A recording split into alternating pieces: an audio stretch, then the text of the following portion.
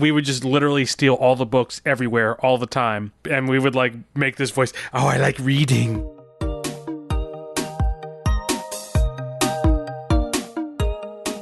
Hello and welcome to the Game Brew Podcast, episode 006. I'm your host, Ian Richard, and I'm here this week with Dan Rotz. Hey. And Chris Wrights. What's up? Today we'll be discussing marathon gaming and why certain games give us that urge to binge. And in our Beyond the Screen segment, we'll discuss decision-making in games. Chris, what are we drinking this week? Oh, let's start our own binge. Some DPA, Dale's Pale Ale. Oh, yeah. Where is this beer from? It's from probably Colorado, as are a lot of good beers. Are they really? Yeah, there's a ton of good beers in Colorado. It's from Brevard, North Carolina. What? It says it on the can, guys. My can says Colorado. It's right under where it says Oscar Blues. Oscar Blues launches canning ops in 2002, brewing and hand canning Dale's Pale Ale in Lyons, Colorado. Then why does it Colorado, say- dude.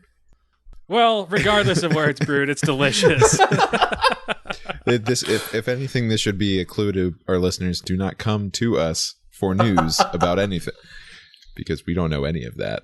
Especially beer. I will say, look at this color, man. Look at that deep amber with a nice, like, 3/4 an inch of head. That if there has ever been a perfect looking mug of beer, that is it. See, the problem with podcasts, though, is that they can't see That's that. why I described it, jerk. Well, one of the things, I've never actually looked at it, because usually anytime I drink Dale's Pale Ale, I do not drink it from a glass. I always drink it from the can because it's Dale's Pale Ale. I don't know. That's just what you do with Dale's Pale Ale. This is a hoppy pale ale. Oh, yeah. Yeah, it's an American strong pale ale. Yeah. It's not quite it's not IPA-ish, because I don't know. I'm not sure exactly what makes it different, but I really like it. I've always liked it. My brother-in-law introduced me to this beer. He handed it to me and said, "Dan, have you had this before?" I said, "Drink I this." said, "No," and he was just like, "Dude, this is the best beer. You're gonna love it." Okay, and I did. It's not the best. I think beer. it's one of my favorites. It's one of my favorite beers now. I believe it's top rated on like Beer Advocate. Mm-hmm. I mean, it's quite good. It's hoppy. It's got some edge to it. I really like that. The foam sort of has this nuttiness to it that's not that's pretty mellow. Mm-hmm. And so when you drink it with the actual beer, it evens out. Mm-hmm. Wait. When you drink the beer with the actual beer? No. So like the head, when you get the head with the beer at the same time, you've got sort of like this creaminess and this sharpness in the beer. That's I got really you. nice. I got you. All right, gentlemen, what have we been playing this week? Chris, what have you been playing, dude? So I haven't been able to play a lot by myself, but I have been playing a lot with my girlfriend recently. We picked up Overcooked last week. I love it. And I got to tell you, that is a fun game. It's a great couch co-op game. It's probably one of the best couch co-op games I've played on the PC, which... I don't know anything about this game. Oh my gosh. Have you heard of like Cooking Mama or any of those games? Nope. Basically, you're in a kitchen and you're trying to cooperatively make dishes, and like in Overcooked, you just have certain different obstacles that come up. Like sometimes you're in a van that'll split apart at some point, or you'll be on a pirate ship and like things will be rolling around, or you'll be in a haunted house and shit'll just move on you, and it just like throws different obstacles at you, and it's a lot of fun. It gets really frustrating sometimes because it's like, oh, I was one fucking burger away, but I almost got those 3 stars. Those 3 stars. Dude, but it is the most confusingly frustrating game to play with other people. Like, because any rules just go out the window. You say, okay, I'm going to make the burgers. You do this, you do that. And then the game just throws you curveballs, and people don't listen to instructions or do what they're supposed to. That's mainly me. I don't do any of the stuff I'm supposed to.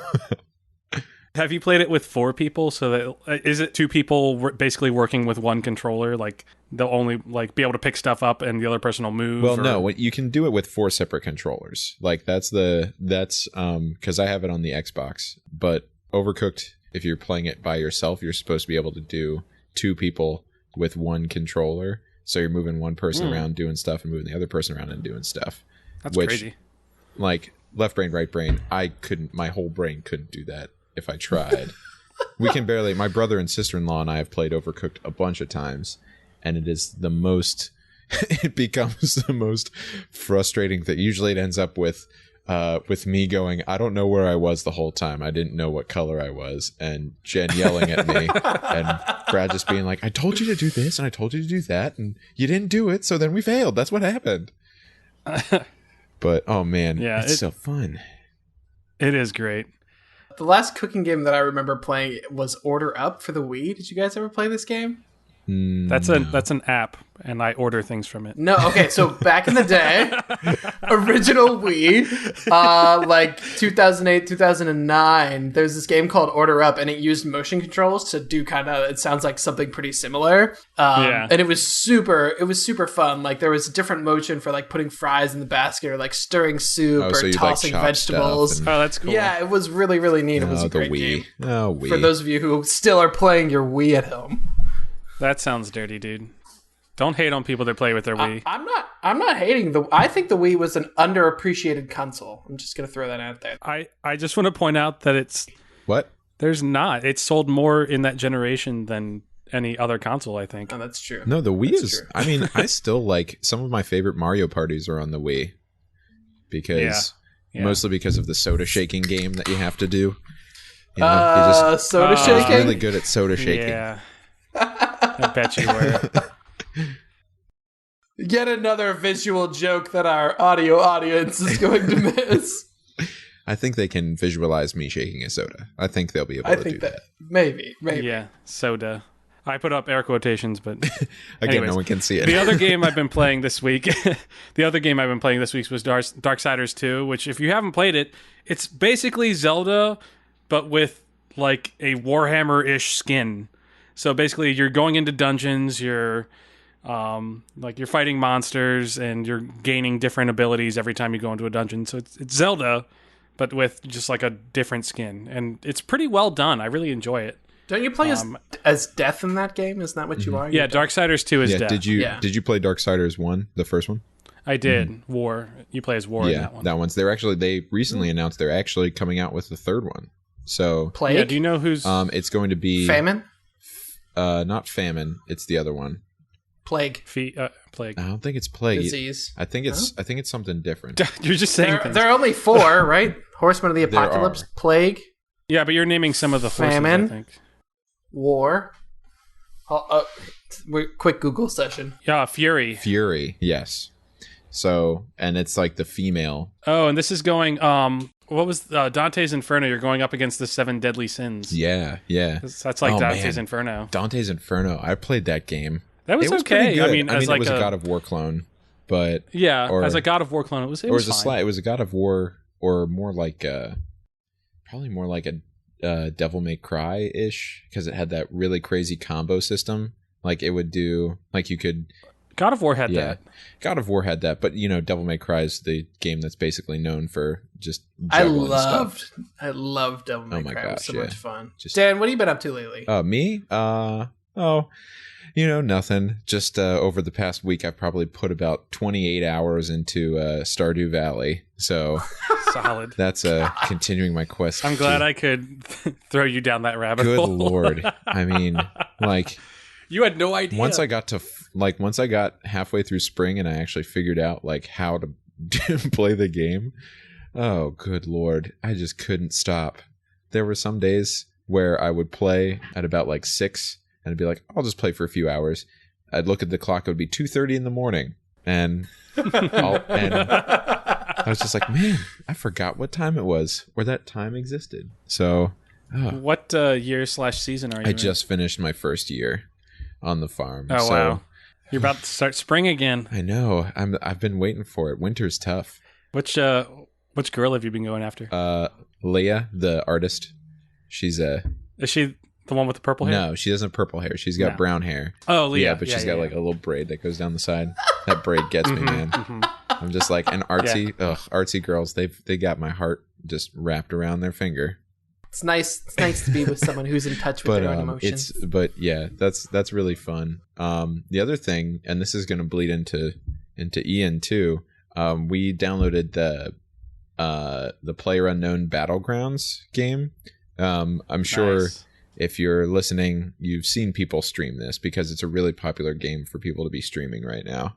But man, is it nerve-wracking. I think about twice in the last time that me and Ian played, he was like, man, my palms are sweaty.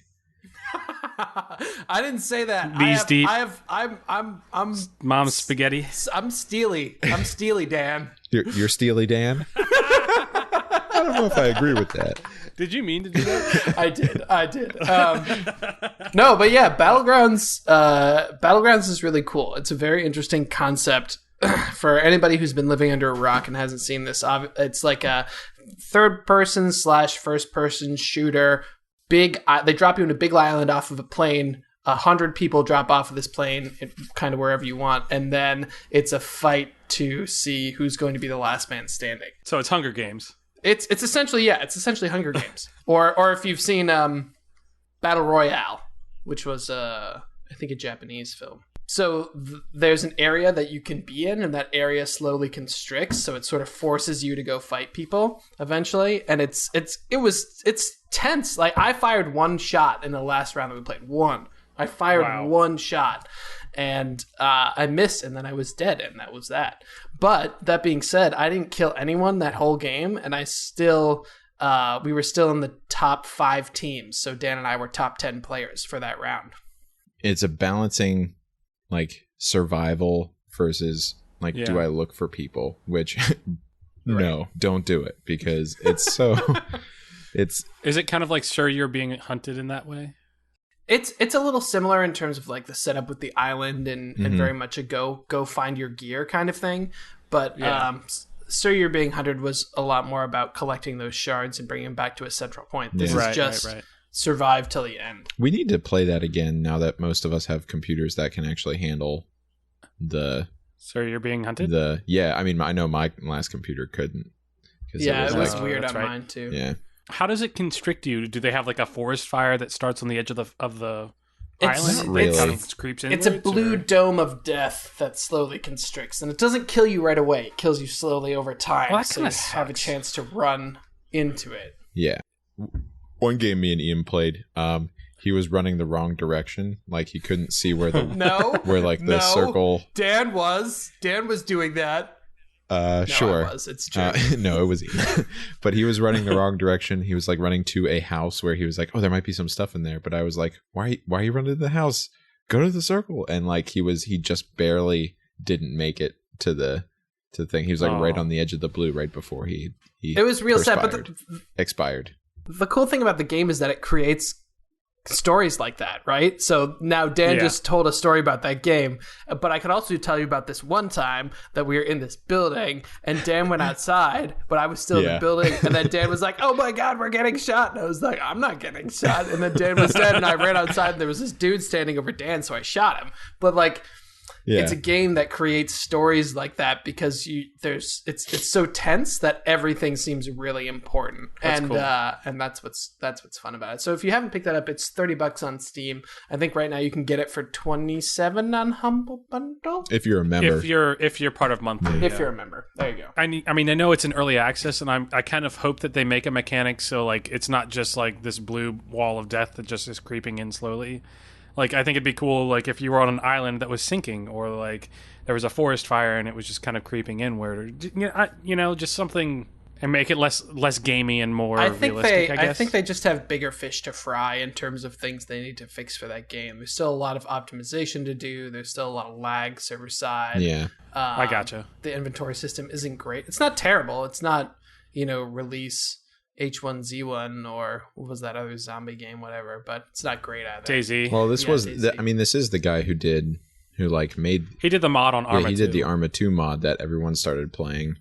So it's kind of like him taking that to another level. And once he starts cleaning it, if they start cleaning up those things that you mentioned before. Yeah, dude, and I'm excited to play it and check it out. I'm definitely going to be picking it up soon. Do it. We can be a squad. Squad up. We can split it up. So besides that, what have you been playing, Ian? Other than that, I've been putting a lot of time in on Legend of Zelda Breath of the Wild, which is How many divine machines or divine beasts have you put down? I am 3 down, 1 to go. Oh yeah? Yeah, Nice. 3 down, 1 to go, and I almost don't want to do it because I'm afraid. Here's what I'm afraid of. I'm afraid that the game from then on is just going to be like, okay, now go beat up Ganon, and I don't want anybody to tell me. But I really would love it if there was another level of kind of tasks to complete in the overworld before you just go beat up Ganon. But I'm thinking there's not. I mean, literally, you can wait as long as you want, or you could literally go straight to Ganon after you get off the Great Plateau. You if could. you wanted, you'd get your shit pushed in. Yeah, but you could. So Yeah. I mean, I love it. It's spectacular.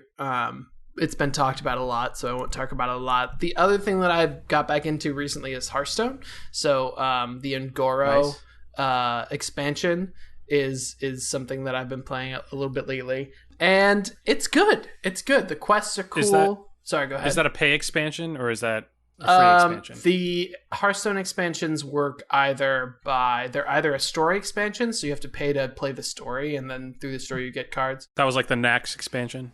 Exactly. Naxxramas? Yeah, or they're just card packs. So Okay. this one, you could just play and buy card packs for free, but, I plunked down a couple dollars and bought a bunch of cards and crafted a new deck and climbing the leaderboard again. And that game just has legs. I was playing Elder Scrolls Legends for a while, which is the Elder Scrolls card battler, and I just got back into Hearthstone because Elder Scrolls is great because it gives you more options, and that's good. However, the games in Elder Scrolls take forever. Like, it doesn't matter what class you play. It takes forever to finish a game of Elder Scrolls just because there are more cards in the deck, so there's more back and forth. And as in Elder Scrolls Legends, as you deplete the other person's health, they get extra cards to help them fight back against you, which is cool. Have you tried Gwent yet? Or I haven't gotten into Gwent yet, no. Gwent is weird for me because it has this poker dynamic where it's kind of about bluffing or sort of juking the other person out, you know what I mean? Yeah. And they are quick games though. And I'm really bad at that kind of thing. I'm just not good. I have no poker face. Good thing you don't have to show your face. Man, I really hate to be the Will Shell of this topic, but I haven't been into the card battler stuff since I played Magic the Gathering in my middle school. I don't need to do that. You're missing out, play man. a real game. I'll play. No, I mean a real video game. I'm sorry, brutal, that's dude. not what I mean. That's right. Real video Everyone games. send the hate mail to Dan, please. Well, I get the hate mail regardless. I'm the I'll PR send the person. first one. But the like I have card games that I play at home. You feel like you want to play more serious games. I feel like I want to play like less casual. I might contest that I don't think Hearthstone is a casual game, and here's why. Not only do you have to know your own class really well, but you also have to know how other classes interact with your own class. Every single class. And then within that, each deck archetype, how those things interact. So it's really a pretty deep game. Yeah, and see, that's the problem, is because it masks itself as a game that's like, oh, it's a card game. You could play it. And then, so I play it on like my iPad or my iPhone, and I'm like, oh, cool, Hearthstone. And start playing it, and then I'm just getting my butt handed to me by 13-year-olds and like all these other people. And I'm just like, this isn't fun. I just lose all the time. And it's like, you have to know all these rules. There's too many rules. I don't want the rules. I just want to murder stuff. That's all I want to do. Yeah, it's definitely an investment. It's not a game that you just pick up and play and walk away from. As are most card games. Yeah, right, exactly. Speaking of investments, let's move on to our segment about marathon gaming. So we wanted to talk about the games that have really pulled us in and gotten us into a marathon type where you play maybe 6, maybe 8, maybe 12 hours of a game in a row. And 6 hours is not a marathon. I gotta say that I'm a little bit like... The games that are my marathon games are not games that now I would be like, hell yeah, let's marathon the shit out of. It's weird how like my taste of I don't really marathon game anymore. You've grown up. Well, you're an adult now. I know, right? Somehow I can't just find a weekend to do nothing but, play StarCraft Brood Wars for no particular reason. That's why you gotta take time off of work for that. You gotta make it a priority. So I want to talk about this first. Actually, the first person I want to go to, and this is Chris, because Chris has something that's near and dear to his heart on his list, and I just want to hear him gush about this game. Well, which one? I love both of them. No, you know which one. No, I don't. Yes, you do. I love them both so much. Take a guess. Fine, okay. So, Fallout 4. Fallout 4 when it came out. That's not what you thought I was going to say, did you? That's not what you thought? That's not what you wanted? Not what I wanted. Nope. So, Fallout 4, the day it came out, I took the day off of work. It was a Tuesday. So, it was like in the middle of the fucking week and made no sense for me to take this day off. But I took it off. And actually, I was going to play it. I actually ordered the Pip-Boy edition, and it wasn't going to be there. So then I had to go to GameStop to buy another copy so that I could take my day off and play this fucking game. Are you kidding me? Holy shit. I am dead serious. So you bought two copies of Fallout 4? On launch. That is correct. Oh, wow. On launch day. Yep. Oh my gosh. I spent like almost $200 on Fallout 4. Goodness gracious. And so like I got everything ready, and like before I sat down and started playing, I prepped this chili in my slow cooker. Had a catheter bag ready to go. I was surrounded by Diet Dr. Pepper, and and I was ready to go. And I basically played from midnight, or actually like 12:10 when I got back from GameStop, to 8 in the morning. And the only time I stopped at 8 in the morning was to get some chili because it was done, and to run over to Target so I could pick up my bottle of Nuka-Cola Quantum because literally there was only 12 of them in that store and I got one of them. Wow. And there was like a massive shortage of it. It was great. If I can take you back to the hours, the days before Fallout 4 dropped and ask you, what was it about? Because that game did not receive critical acclaim. It was sort of mixed reviews-ish, right? It did and it didn't. Like, I think people had hyped it up so much that was part of the problem. It was hyped so much that people were expecting literally the best game ever, and it wasn't the best game ever, but it was a very good game. What I want to know is, when you were in the build-up to that, what was it about the advertising for the game, or what they said the game was going to be like, that made you want to go spend $200 on a game? Because from a developer standpoint, from a marketing standpoint, like, they won. They sold that game to you hard. They love that. They have a hard on for what I did. So what is it about what they did that made you so excited to play that game? I mean, the way they revealed it was amazing. They basically were like, surprise, 6 months from now we're gonna have Fallout 4, and people were just like, oh my god, because people had been wanting it for so long. And I've always been a huge fan, like, since I played Oblivion, I've always been a big fan of Bethesda games, especially because I'm from Maryland, and I kind of get into that, and I rep the home state and shit. Word. But I was just really psyched for it, and it wasn't the best game I played that year, because The Witcher 3 was that year, but it was a really good experience, and I really enjoyed the fact that I took off work for that day, because I don't get to do that often anymore. Okay, so post-release, why, like, what expectations did it fulfill for you then? I mean, for me, I really enjoyed just the exploration. That's always the thing I've really liked about Bethesda games, is just exploring the world that they created, and they made a massive world.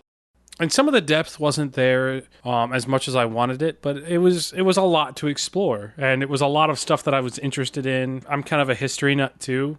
So I kind of like being able to go to those places. And then, like, this year I went up to Boston and checked that out. So I got to see some of those places, which was cool. Did you do the Freedom Trail? No, I didn't do that. Oh. I didn't have time for that. Got it. But partially in my head, I might care a little bit more about Fallout 3's because they replicated a lot of places that I've been to a lot more. Yeah. Okay, Chris, final question, then I'm going to go to Dan here. What would be your ideal next Fallout location? Baltimore. That would be some meta shit from Bethesda. So for those of you who don't know, Bethesda is named after the place that it's in. Bethesda, the company, is named after the place that it's in, which is Bethesda, Maryland. Bethesda, Maryland, close to Baltimore. Yeah, sorry. I've heard rumors of Louisiana, which I think would be really cool. Yeah. Oh, like New Orleans and the surroundning area. Yeah.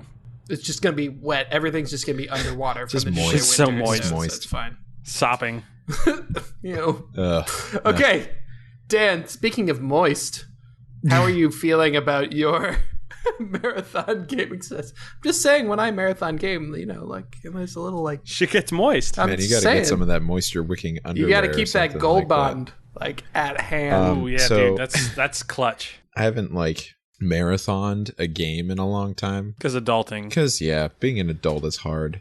But we used to do it reminded me of in high school. We used to stay up all night playing video games, and it was always like these PS2 things with my best buds, and it was always really weird games. One of the weirdest one was The Bouncer. Have you ever played that game? So I've never heard of it. I'm glad actually, you brought it because I had never heard of it, and now I'm looking at it and I'm blown away by the straight up weirdness of it. Yeah, so it looks. So the game The Bouncer is it's basically like a fighting game, but there is a story to it. It's very it's by Squaresoft. Yeah, that was before it was Square Enix. It was Squaresoft game. Ooh, and it was really interesting. But we would play that for a long time, see who could beat who, go through the story, see who could beat that stuff. And that was a big one that we'd spend a lot of time on. Then we'd take a break, probably watch Clue the movie or something like that. Great movie. Dude, that reminds me of the obscure games that you get into with friends for no fucking reason. Yeah, just because. It's because this game is great. Because it's something to fucking play. Operation Desert Storm and The Outfit. I don't know if you've heard of either of those games. They're not good. But but me and my friend Tyler played the shit out of them. For no fucking reason other than that they're multiplayer and there was a lot of shit to do. Okay, so for example of a game that I played for no particular reason, do you guys ever play Poi Poi 2? Do you know what I'm talking about for PlayStation 1? Are you talking about Poi Poi? That's the game with the little... Is that the little round things that you have to match up? Is that one of those Tetris type games? Not Poyu Poyu. Oh, okay. Poi, because I was confused when Poyu Poyu... Can you spell it? POY space POY and then the number 2. POY. Yeah. Poi Poi 2. So this is an arena brawler wherein you're a person who just picks up shit and throws it at other people. That's the entire game. There is no there's nothing more complicated than that. It is great. I can't remember why it doesn't sound great. It's so good, dude. It sounds like a shitty mini game in Mario Party. I played hours and hours of this game with my brother just for fun. The thing was that the bigger the thing that you picked up, the more damage it did. So you would just try and pick up huge shit and chuck it at other people, and that was that. I'm trying to imagine Joel playing this game, and I can't. In my head, it just doesn't match up. It happened. It was a thing. This is so silly. The bouncer that made you want to go long and hard, for a lack of better words. I think there's plenty of better words that you could have used for that. No, I think long and hard was okay. What was it about? But I got where he was going. Okay. Well, I think for me the best part was that it was more than just playing games. It was playing games with my friends, and since it was my best friends, and we could just spend we literally spent just hours of our life playing that stuff because it was we got to do it. We can't because we can. Because we have the ability to do that. Ian, what's your marathon gaming kind of? The last thing stuff that I hardcore marathon gamed was, I don't know if I should be embarrassed or proud to say this. What is it? Well, it depends I'll on let what you it know. Was Terraria. So Terraria is a 2D side-scrolling adventure / build-em-up game. So it's kind of like Minecraft, but 2D, but also there's this super deep equipment system. Literally and figuratively? Literally, it's super deep. Because digging, I get it. Because digging, right, exactly. But there's a very deep armor system and weapon system where you can combine things and have different powers, and you can choose at the end which tier. If you want to be a melee combat, you can go melee, you can go magic, you can go ranged combat.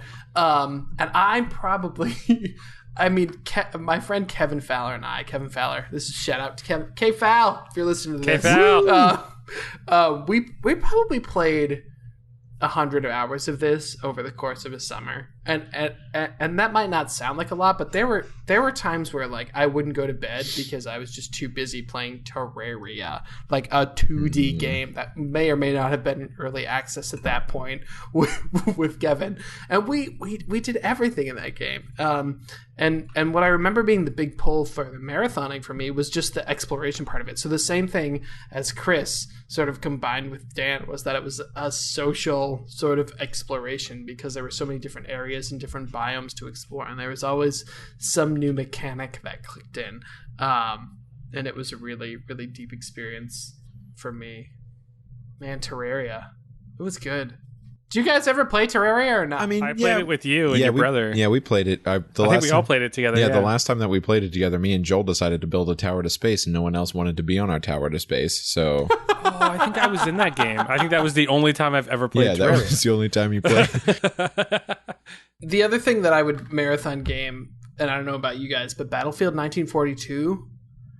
Like, holy Battlefield shit. 3? No. Battlefield 1942. The OG. Yeah, the expansion with the jets and shit. Like, Oh, yeah. Yes. that straight up. Secret Weapons Secret or Weapons. whatever? Yes, that's right. Yeah. Dude, that game, I don't know. I think it was just the first time that I had played an open world shooter that really had a lot of different systems to mess with, right? Like you could repair tanks. It's not like you were just a tank and you blew up and that was that. Yeah, that's a good point. The vehicle systems in that game were super revolutionary, and the fact that you had class-based first-person shooting was huge. It was so huge. I have never actually thought about that. That is a good point. Yeah, that was a big change from most other first-person shooters during that time. If we had to like wrap up this section, sort of talk about what kind of games we would marathon game, should we have the time? Like, Chris, what's the next game that you think you're going to take a day off of and play? Elder Scrolls 6? No, it might be Cyberpunk. Cyberpunk 2077 at this point. I've kind of moved over from the Bethesda hype train to the CD Projekt Red hype train. Okay. Nice. Dan, what's your next? What do you anticipate your next binge being? Well, honestly, whenever it's the Rotz household purchases their Nintendo Switch, so I can just spend a whole day playing Breath of the Wild without my brother and sister-in-law being around. It is real good. Oh my gosh. That's real all good. I want to do is the problem is all I want to do is watch Game Grumps play it, but I can't. But they're not good at games. They're not good at games. Don't do that. But like, I also like want to see it, but I don't want to see it because I don't want to ruin it for myself. Do you want me to just stream so you can watch it? It's so worth it. Don't do it. Save it for yourself. It's really great, dude. I'll save it for me. That'll be some dude, me get a time. Wii, get a cheap Wii U. No, get a Switch. No, we're getting a Switch. No, we've decided we're getting a Switch. It's a Rotz purchase. I'll be over here with my sweet Wind Waker Wii U and you guys have your Switches. All right, well, that is it for the first half of our show. When we come back, we'll check in on Dale's Pale Ale, and we'll talk about decision-making in games.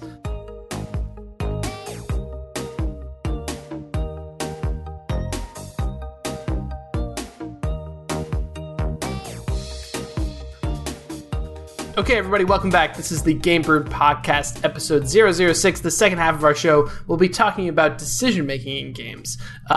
Telltale games, BioWare, they sell us these experiences where they say you can go and make choices and change what's happening in the game. But is there actually decision-making in games? Before we get to that, we need to check in with the beer. Dan, how's the beer sitting with you? It is sitting very well. As I said earlier, this is one of my favorite beers, so I really enjoy drinking it, so I do have to pace myself because right now I'm How many deep are you? I'm it's beginning 4, so it's a little I'm much. about to open number 5. Oh yeah! Now I feel like a lightweight. I'm at the end of number 2 and I can't pronounce words correctly.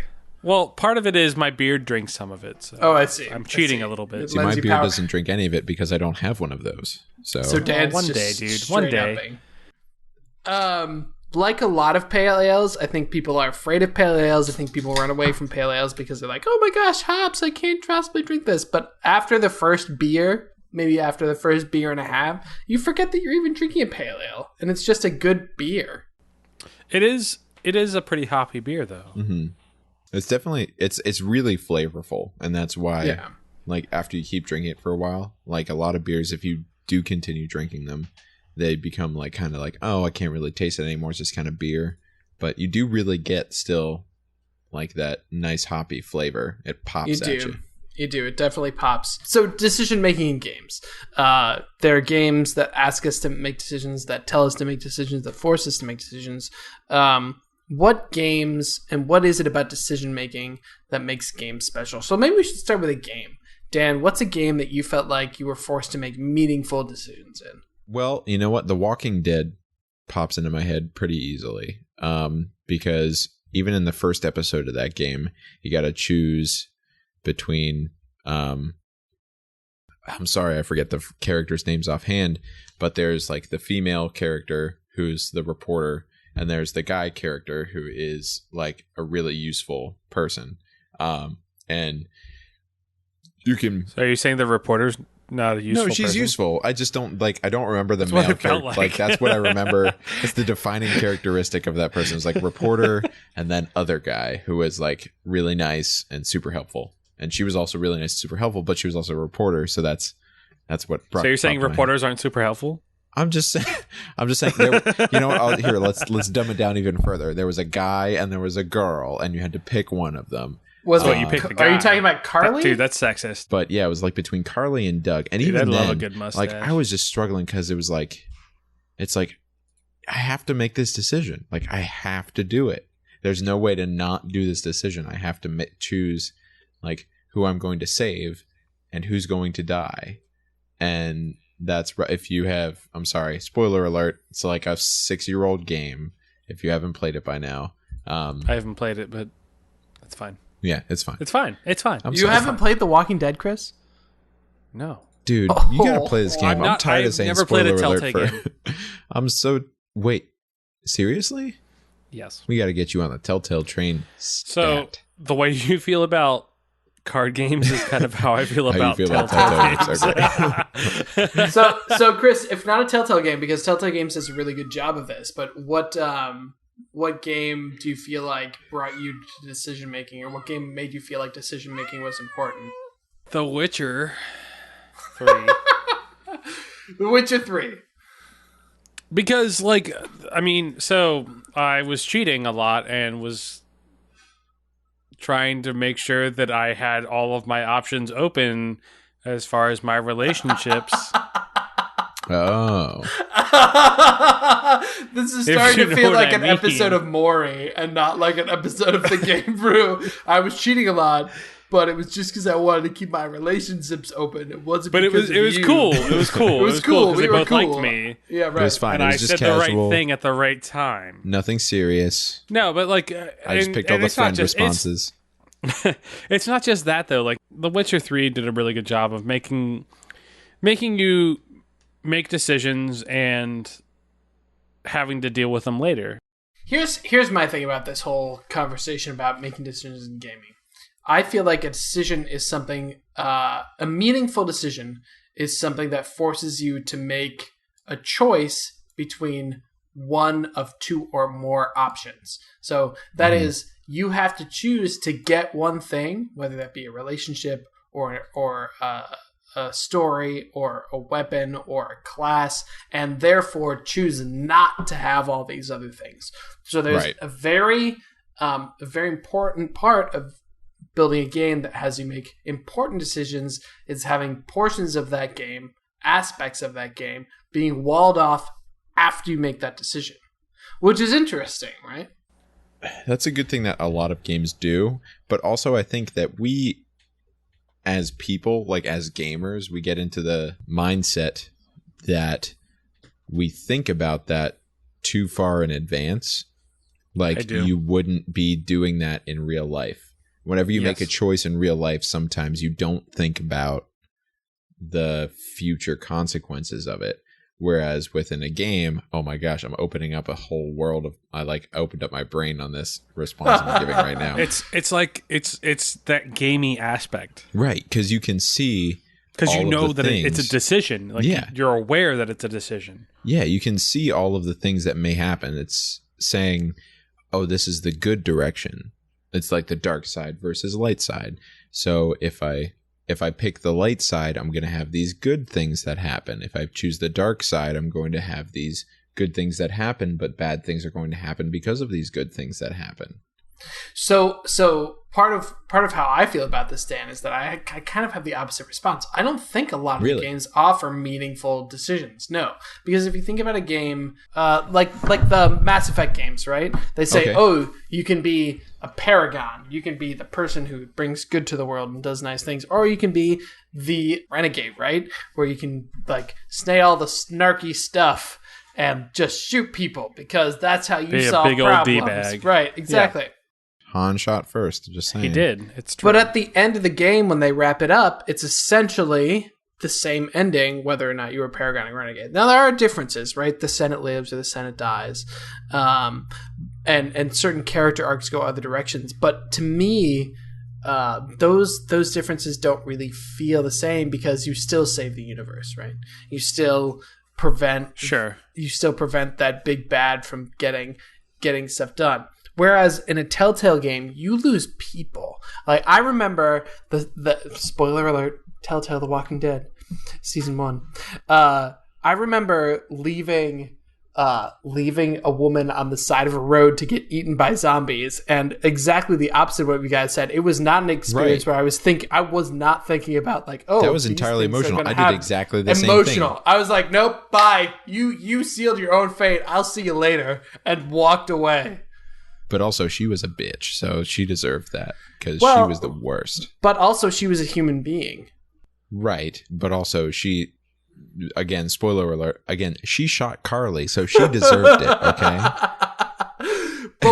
but what I'm saying is... Chris, you're never going to play it. Shut up. It's probably true. The Telltale game... It made us make an emotional decision that mattered. There was a character, a person that it felt like a person that lived or a person that died, and we were the cause of that choice. And many times, right? That wasn't the only time that you had to make a decision like that in those games. It's true. Whereas in your average Mass Effect, Deus Ex, whatever, essentially you choose the snarky response or the kind response, and the end result is almost the same. And so there's not a sense of meaningful decision making because there's nothing that's lost. And I think what that is it's game developers, the people who are writing the game saying like, well, I can't build all this content in that half the people aren't going to see, where is the cost benefit analysis in that? But in order for a choice to be meaningful, there has to be something lost. Right. So if you're kind of surprised by the fact that you made a choice when you didn't even mean that you weren't even thinking about that you were making a choice. Oh, I see. Where the consequences of your actions aren't revealed until later. Correct. And the prime example that I have in fucking Dark Souls. So Dark Souls is like the Hitler argument in this game, right? So as soon as you mention Dark Souls, your point is invalid. But go on, please. So the instance I'm thinking about in Dark Souls is when you go to Anor Londo in Dark Souls and you see Sigmire and I accidentally hit him. So basically I ran away from Sigmire because I didn't want to hurt him and I didn't want him to kill me. You hit Sigmire? I did. I was hitting a bunch of knights and he was just in the room, just like off to the side, and I accidentally hit him with my wild swinging. Yeah, I did that. I felt real bad. There was consequences. Like, he was not my friend anymore. So like I valued his friendship at that point. Well, so I had to go all the way back and spend like 40k souls to fix that. Yeah. And then later in the game, in Lost Izalith, there's this point where he jumps down into this pit, and he's like, "Me and you, buddy," and I'm like, "Cool, dude," and he gets like fucked immediately. and I didn't realize that was a point where I was going to lose him. He just kind of jumped down there, and like I had no choice but to go kind of after him, and I died too. Right. And I couldn't make a choice after that. I had lost my friend. Well, so that's my question is that actually a choice, or are those both example of things that the game maybe decided to do to you or for you, and you didn't really have a decision, you just had to deal with consequences, right? It's not like you made the choice for Sigmire to follow or to start that battle. It's not like you made the choice for Sigmire or to hit Sigmire, right? You just kind of accidentally hit them. So that's not really decision making. I accidentally hit him in the first time, but I made the choice to go back and fix the altercation. Sure, but it wasn't really a choice originally to do that. The second time I delayed a little bit because I saw what the fuck he was jumping into. In a way, it kind of was, and I felt more for that I had lost that digital friend more than I felt for a lot of things in video games. Like, especially because I couldn't change that. I couldn't fix that. And, like, the way I would fix it is starting a new game of Dark Souls, which I'm not going to fucking do, for now, at least. So you care about him, but only so much. Yeah. And that's so late in the game. And that's, like, kind of whenever I played Dark Souls, I didn't really... Like, I played Dark Souls as, like, a game, so I didn't really connect any of those things. So I just kind of got to the end and I beat it, and then I did New Game Plus, and then I got to the end and then I beat it. I didn't really pay attention to any of the like story aspects to it first time I played it. So like that kind of stuff I didn't even think about. I didn't even think about the like good or bad or like the things that it wasn't even good or bad. It was just like your buddy. Like Segmire, like to me, Segmire and Solaire were like my buddies. Sure, but again, I don't think that game gives you really a decision-making point, right? Like you meet Sigmire and he's like, I'm Sigmire. I'm one of the few things in this game that doesn't immediately want to stick a pole through your head. And you're like, okay, we're cool, dude. He's tired. So you don't you don't choose to make him a friend. It's not like he's a random enemy that you like hand something to. You're like, hey, or it doesn't ask you like, hey, do you want to be my friend or not? And you're like, yeah. But he's one of the only people that isn't attacking you on sight. Right, so what I'm saying is the game designs him for you to be an ally. The game says this person is an ally. It's not a meaningful decision for him to be a friend. It's meaningful in that he's one of the non-hostile people in a very hostile world. Right, so that's a decision that the game designer made. It's not a decision that you as a player made. But you could also be like Dan, where you could choose not to. Right. Be his friend. I don't know. Inherently, but I want everyone to kind of know that I'm inherently kind of a dark side person. If you were going to say a dark side, light side kind of stuff. So whenever you play Knights of the Old Republic, they have the dark side choices and the light side choices. I usually pick the dark side choices. Why is that, Dan? Why? Because that's not who I am as a person. You know, like that's the opposite of what I do normally. So you like being able to get into that. Yeah, but I mean, we talked about this. I think it was on the last podcast. We talked about this a little bit, where it's like for me, video games are an escape from the reality that I usually do, which is where I'm a pretty nice person. I think most people would agree with that. All right. Thank you. There's no one around here to agree with you, but people who've met me say, you know, I'm generally a nice guy. So whenever I have games where it's like KOTOR or Deus Ex or any of the BioWare games, sometimes I'm just like, yeah, maybe I'm going to dabble in being kind of a douchebag for a little while just because I've never done that before and I kind of want to be an a-hole to people. See, that's interesting because I have the complete opposite mindset where like, yeah, I think I'm a pretty nice guy too. And therefore, like, I cannot ever deviate from anything but like the nicest possible choice. So, I always try. I was gonna say, Dan, I wish I could be like you are, where you're like making a choice to like do something different. But every time I'm like, I could be a jerk, but I'm not. It's just not who I am. So I just follow that same thing. I've started games like KOTOR or Mass Effect, and I'm gonna be like, I'm gonna be a dickbag, and I always end up not. Like every time. But I think, and this is coming back to what I said before, like much earlier in the podcast, is whenever I was talking about how we see things though as gamers. Like we don't see them as like these are the decisions that we're making. I'm saying these are the outcomes that are going to happen because I choose this thing. And so sometimes whenever I'm playing games, especially games where there's again, to generalize, like a light side, dark side decision. Because that's what it gets boiled down to at the end of the day. It's blue or it's red. Yeah, blue or red. And I Paragon, Rebel. Yeah, and I usually go for the red stuff just because I kind of want to see where it goes. Like I want to see what they make if you do those. But as gamers, we're so ingrained into this, oh, if I do the blue side, it's going to be the best ending.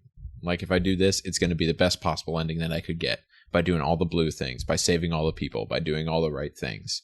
And I think that we get a little bit too into that sometimes to make decisions that are actually more character-based in ourselves as opposed to character-based in what the character is. Ian, what do you have to say? Well, I was going to say, I think that's where at least The Walking Dead Season 1 really succeeds, where other games sort of make you make inconsequential choices.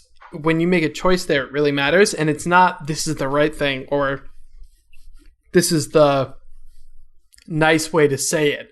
It's, this is the decision you make. It's between this stark choice and that stark choice, and each one is going to have a branching thing, and neither of them is really right or really wrong. It's just, who you are as a person or what strategy you're thinking about at that time. And it's really freeing in that way not to have like, well, it's not the blue option, so I don't know what to do. Because I remember there being times, especially in Mass Effect, where the red option was the one I would have chosen. Where like, no, dude, like screw off. We're definitely doing this thing I just talked about. You just need to chill out or something like that. Even the red option is really not that bad in the original Mass Effect, at least. Yeah, and I think that's what makes a good storyteller, not even a game developer, just a good storyteller and a bad storyteller, is whenever they can differentiate between what's an actual decision and what is good versus bad. Ooh, I don't know if I would say storyteller though, because if you think about like a novel or a game that's like a novel, a Gone Home, what's the one in the house? Oh, it's Gone Home. Her Story. A Gone Home or Her Story. You're not making really any decisions in those games. There's still a really great story behind them, right? Well, so it's not just saying story. Yeah, I mean, you're definitely railroaded a little bit there. I think what I mean then is that I think what makes a storyteller force you to make a decision that is more of a decision and less of a good bad decision. Right. It's less window dressing. It's more actual decision. Yeah. It's more like actual decision whenever there is no reason as to why, oh, I'm going to pick this decision because it's the good way to go. I'm going to pick this decision because it's the bad way to go. It's more, I'm going to pick this decision because this is the decision that I make, which is morally ambiguous, and the outcomes of which we are unsure. Yes. Well, and I think that's why it's so difficult, is because there's so many decisions that people could make that you couldn't just make it for different choices. There aren't just two forks in the road. There are multiple forks. Yeah. Right. I mean, the decision that in real life that I would make is not the same as what you would make or Dan would make. Yeah. Right. I think games would be very well served in general by making sure that people have choices, true choices to make. If it's a game where you want to make choice a thing, a new Mass Effect game, you need to make sure that there aren't just two branches, like you said, but there are multiple branches, because we're tired and done with good, bad, renegade. It's shallow. It's so shallow and it's so meaningless is the other thing that bugs me, is like, okay, light side, dark side, whatever. Can we all get over this and actually look at something where both decisions are going to lead to people dying, or both decisions are going to lead to bad things happening, but maybe it's still the best decision that you can possibly make. That's why I'm excited for the newest Star Wars movie to come out, because that whole title of The Last Jedi to me is so inherently like, ooh, maybe they're gonna kind of ambiguous. Yeah, it's like, oh, maybe there's not going to be any more Jedi or Sith because it's all going to become this gray area of, well, and who's the last users. Jedi? Is it I know. Luke? Is it Luke? Is it we don't know. Oh my god, I'm so excited. I'm sorry. Okay, I'm such a nerd. also it's definitely Rey, but that's fine. You don't know that? No. She's it not could a Jedi. be Luke, because she's not officially a Jedi. Is she a Jedi? Could be Don't she could be think the so. first of the new generation of Force wielders. Okay. Let's put that away for a second. I was just gonna say, I think that's why a new renaissance of D&D coming out is because when you play D&D, it's more than just a black and white option. You have the dungeon master kind of going on the fly, like, oh, they didn't choose the options that I thought they were going to. I kind of have to make a decision right here as to where they're going, and you don't get that with video games because it's so hard to plan for that. Like, it's right, because a developer it's so hard to doesn't predict wanna... what you're going to be like what are they going to do? Yeah, Right. It's impossible to plan for all those options. Story-based games, if we're talking about decisions as a story thing or as a plot device, I think that's where they need to go. I think developers have to be willing to invest in storylines that branch and that change depending on decisions, rather than worrying about, how shiny it looks or how good the fidelity is. Honestly, I think fidelity at this point is reaching a point where everyone can sort of shrug and say like, it looks pretty, but what else are you doing with it? And that's why we've seen such an expansion of 2D games or games that are sort of PlayStation 1 styled graphics, where it's 3D, Not but the it's latest graphics, but they're telling a good story. Exactly. It doesn't doing really something we haven't seen before. Yeah. So another side of decision making in gaming is decision making that's not necessarily related to story. So the big one that sticks out to me here is WoW. There are classes in WoW that I've never played before. There are probably entire zones in WoW that I haven't done the story for because I chose to do level 30 to 40, in some other zone instead of, the jungle or you know what I mean? That game to me actually provided you with choices in terms of what do you want to explore, instead of telling you, okay, here's the rails that you live on, go and live in your rails. And that was one of the great things about WoW, is that you made a decision, you sort of stuck with it. I played priest all the time. I have never played a rogue in WoW ever. You missed out. Did I? Because it was fantastic. Some of my favorite experiences were with my rogue, because me and a couple buddies would just be rogues and we would just jump into a PvP battleground. And we would all just jump on, like, we were terrible, and we would all just jump on one person, and we would kill that one person and then vanish. Just that one guy was fucked. So, but sorry. Did you ever play a priest in WoW? I was no, I didn't. Okay, so you made a choice as player to experience some content and not experience some other content, and that to me makes that meaningful. That's what you get your personality from. Well, yeah, and I never played a healer. If I ever played a healer, it was very grudgingly, because I just did not like doing it. And that's one of the things that about like that type of decision making is very, very, I don't want to say telling about a person, because there's so many different types of people. Being a dungeon master myself, the types of characters that people choose is so often very similar to their personalities that it is kind of interesting how they choose. Like, yeah, Chris, I wouldn't expect you to be a healer in any type of like campaign that we were doing, because that just doesn't seem like your personality to me. Like, it doesn't. What would you expect me to be? Well, I'd expect you to be more of a barbarian type person, and just go straight to the face. All right, thanks for checking in with us here at the Game Brew Podcast. You can find us online at facebook.com/TheGameBrew, on Twitter at TheGameBrew, on Instagram at TheGameBrew, or on our website, www.thegamebrew.com. See you next time, friends. Bye. Bye. Bye. Bye. Bye. Bye. Bye.